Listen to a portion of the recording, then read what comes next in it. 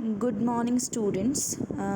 In our English class today, we are starting with the first chapter of our book. The book name is First Flight. Okay, and the chapter 1 is from the fiction. It is a letter to God. Okay, I'm starting with this chapter. I'm explaining you the summary in Hindi. You have to understood it properly. You have to read the lesson from your book, and after that, if you get any kind of doubt, then we can discuss it later on in the class. Okay, first of all जो ये story है अ letter to God, ये बहुत ही ironical story है. That means इसका and थोड़ा सा funny भी है और थोड़ा सा अपोजिट भी है. ओके, सो इसका जो टाइटल है, the title is a letter to God, means भगवान को लिखा गया लेटर. अब भगवान को लेटर लिखने के लिए कोई मेलिंग एड्रेस या कोई पोस्टल एड्रेस तो होता नहीं है कि भगवान तक हम लेटर लिख के भेज सकें. तो इस स्टोरी में स्टूडेंट्स जो हम पढ़ेंगे वो है कि हम एक फेथ के बारे में पढ़ेंगे कि एक जो पर्सन होता है उसके मन में भगवान के लिए इतना ज़्यादा फेथ होता है, इतना ट्रस्ट होता है उसको गॉड पर कि वो अपनी सारी बातें गॉड को एक लेटर के थ्रू भेजता है. Okay, so we are starting this story. अब इस स्टोरी में स्टूडेंट्स सबसे पहले एक छोटा सा हाउस डिस्क्राइब किया गया है.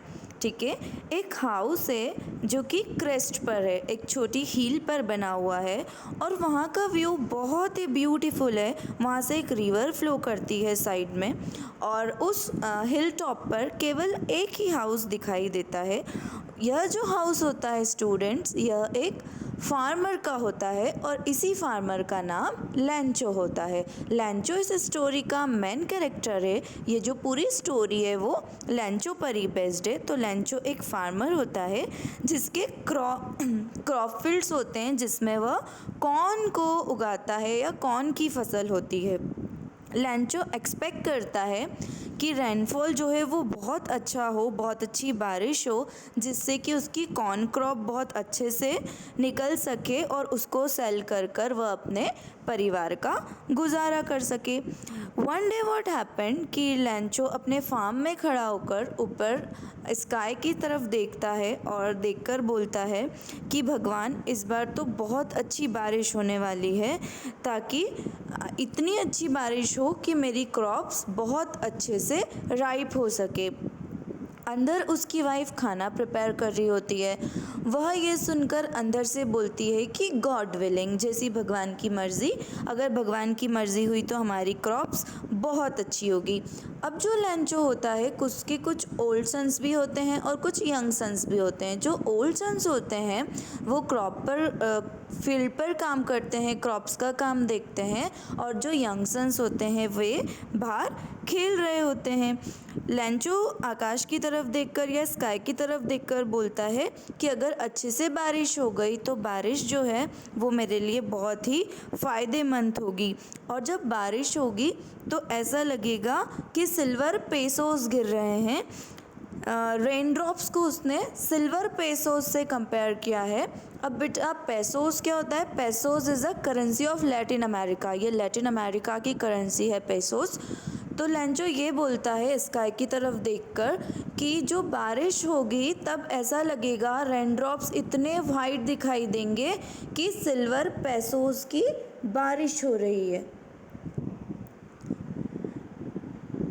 इतना कहकर लैंचो अंदर खाना खाने के लिए जाता है जो उसकी वाइफ ने प्रिपेयर किया होता है.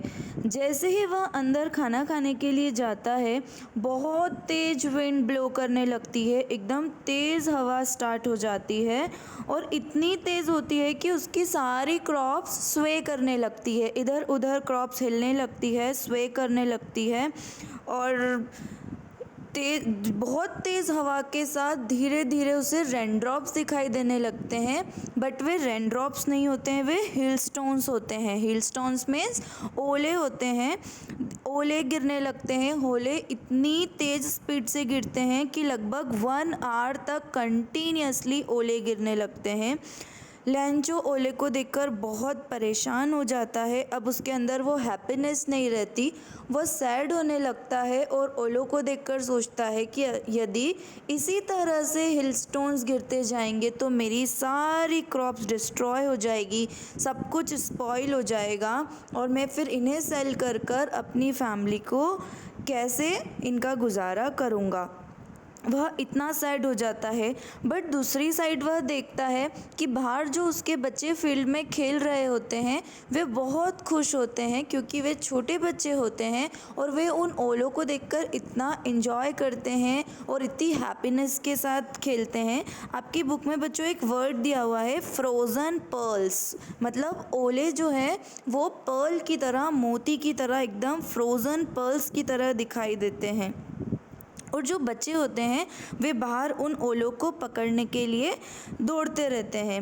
अब जो लैंचो होता है वह बहुत ही उदास हो जाता है, उसे कुछ समझ नहीं आता क्योंकि उसे अपनी सारी क्रॉप्स स्पॉइल होते हुए दिखाई देती है। उसे ऐसा लग रहा था कि एक सॉल्ट की बेडशीट बिछा दी हो, मतलब एक कंपैरिजन किया है यहाँ पे। इतना वाइट वाइट जो हिल स्टॉर्म्स होते हैं वो इस तरह जम जाते हैं क्रॉप्स के ऊपर कि ऐसा लगता है कि सॉल्ट की चादर बिछा रखी है। लैंचो बहुत ज़्यादा परेशान हो जाता है और वह सोचता है कि अगर इसी तरह हिलस्टोन्स गिरते रहे तो अब मुझे कोई प्रॉफिट नहीं मिलेगा या मैं कोई भी प्रॉफिट नहीं कमा पाऊँगा। और वह अपने बच्चों को देखकर कहता है कि इतना हार्म तो लोकस्ट भी नहीं करते। लोकस्ट वे इंसेक्ट्स होते हैं जो क्रॉप्स पर लग जाते हैं, जो पूरे ग्रुप्स पे आते हैं या स्वाम में आते हैं, उनको देख वो बोलता है इतना हार्म तो लोकस्ट भी नहीं करते जितना हार्म इन्हें हिल स्टॉर्म्स ने मेरी फसल के लिए कर दिया है। कंटिन्यूसली 1 आवर हो गया है एंड उसकी सारी फसल जो है वह स्पॉइल हो जाती है। अब वह इतना उदास हो जाता है। बट लैंचो को भगवान में, गॉड में बहुत विश्वास होता है, वह गॉड में बहुत फेथ रखता है। तो वह सोचता है कि अब मैं भगवान को एक लेटर लिखूँगा, मैं भगवान को एक लेटर लिखता हूँ जिसमें अपनी सारी प्रॉब्लम्स लिख दूँगा। अब हमारे लिए यह बहुत ह्यूमरस है, बहुत फ़नी सी चीज़ है कि अब भगवान को लेटर लिखने से क्या होगा, या कौन सा भगवान आके देख रहे हैं, या हम कैसे भगवान तक लेटर पहुँचा पाएंगे। बट उसके अंदर भगवान को लेकर इतना फेथ होता है कि वह सोचता है कि नहीं, मेरी जो फसल स्पॉइल हुई है मैं भगवान को इसके बारे में लिखकर बताऊंगा और भगवान ही इस चीज़ का सॉल्यूशन करेंगे। अब लैंचो लेटर लिखने के लिए डिसाइड करता है और वह भगवान को लेटर लिखने के लिए बैठता है। Although he was a farmer, वह एक किसान रहता है, बट लैंचो थोड़ा सा एजुकेटेड रहता है, वह थोड़ा बहुत लिख पढ़ सकता है। वह लेटर लिखता है और उस लेटर में लिखता है कि dear God, due to the hail storms, ओलों के कारण my completely field has been spoiled, my crops has been ruined, मेरी सारी फसल ख़राब हो चुकी है। सो प्लीज़ मुझे अपनी फैमिली का गुजारा करना है, मुझे अपनी फैमिली को पालना है और मुझे अगले सीज़न के लिए न्यू क्रॉप्स भी उगानी है, उसी के लिए मुझे कुछ सीड्स भी लेकर आना है, इसीलिए मुझे कुछ पैसों की ज़रूरत है गॉड, तो प्लीज़ आप मुझे 100 पेसोस भेज दीजिए। मैं आपको ऑलरेडी बता चुकी हूँ, peso is a currency of Latin America.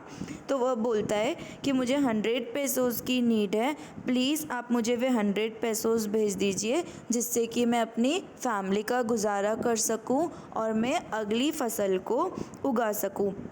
वह लेटर लिखता है, उसमें भगवान का मेलिंग एड्रेस भी डालता है और वह उस लेटर को पोस्टमैन को दे देता है। जब पोस्टमैन उस लेटर को देखता है तो पोस्टमैन को बहुत हंसी आती है, वह बहुत हंसता है और बोलता है इतना फ़नी भी कोई होता है क्या जो भगवान को लेटर लिखता है, what the God will do in this, भगवान इसमें क्या करेंगे। पोस्टमैन हंसते हंसते जाता है और अपने पोस्ट ऑफिस में जाकर वह लेटर अपने पोस्ट मास्टर को दे देता है। जो पोस्ट मास्टर होते हैं वो एक फैटी सा पर्सन है, बहुत फ्रैंक पर्सन है, बट वह बहुत ज़्यादा काइंड हार्टेड है। वह कुछ देर तो पोस्टमैन भी हंसता है लेटर को देखकर, बट फिर उसे दया आती है और वह बोलता है कि नहीं, हमें हंसना नहीं चाहिए, यह पर्सन बहुत ज़्यादा परेशान है, इसीलिए इसने इस लेटर में अपनी प्रॉब्लम लिखी है।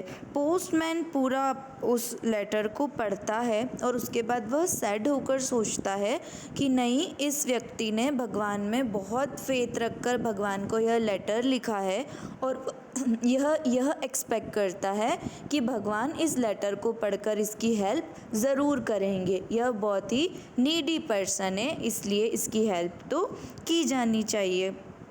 अब क्या होता है कि वह पोस्टमैन डिसाइड करता है कि मैं लेंचो की हेल्प करूँगा। तो वह अपने एम्प्लॉयज़ से कुछ पैसे उधार मांगता है और अपनी जो सैलरी होती है उसमें से भी कुछ पैसे लेता है और वह ऐसे करके पैसे अरेंज करता है।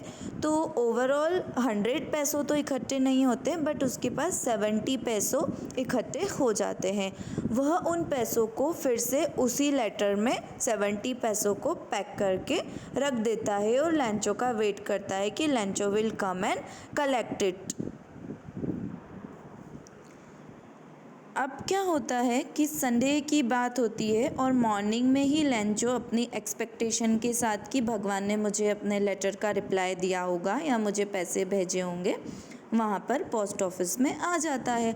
जब वो पोस्ट ऑफिस में आता है और अपना लेटर ढूंढने लगता है तो उसे वहाँ अपना एनवलप दिखाई देता है। वह उस एनवलप को उठा लेता है। जब एनवलप उठा के ओपन करता है तो उसमें उसे पैसोस दिखाई देते हैं, बट जब वो उन्हें काउंट करता है तो उसमें 100 पैसोस की बजाय 70 पैसोस होते हैं।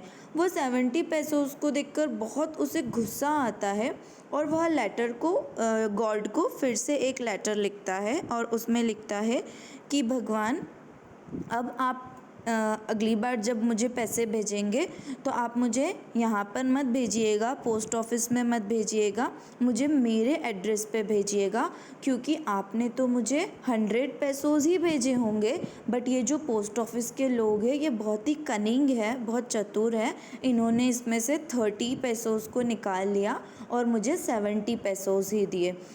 तो यह अपने पूरे लेटर में डिस्क्राइब करता है कि मुझे तो 100 पैसोस की नीड थी, बट मुझे यहाँ से 70 पैसोस ही मिले, क्योंकि 30 पैसोस तो जो है वो पोस्ट ऑफिस के लोगों ने निकाल लिए थे। तो यहाँ पर इस स्टोरी का एंड होता है। लाइक बहुत आयरॉनिकल स्टोरी थी, बिकॉज पोस्ट ऑफिस के जो पर्सन्स थे they tried to help Lencho by giving the amount, but he was having that much faith in God कि he believe that the God is send me 100 pesos only, but these people have stolen 30 pesos from that and they had given me only 70 pesos. So it is like somewhat funny also, somewhat ironical also. So I hope you have understood the story. After this, if you get any kind of doubt, then we can discuss it.